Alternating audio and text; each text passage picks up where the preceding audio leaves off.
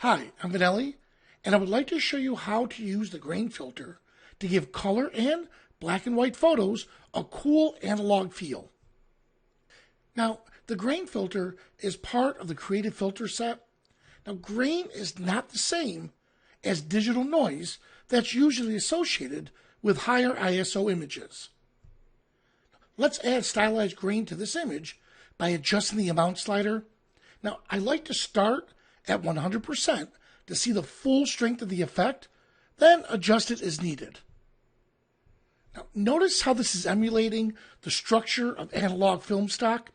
Now, we can make the grain appear larger or adjust the size to make it appear more finer. Now, we can also give the grain a rougher or a sharper look. This is looking good. Now, let's dial back the amount.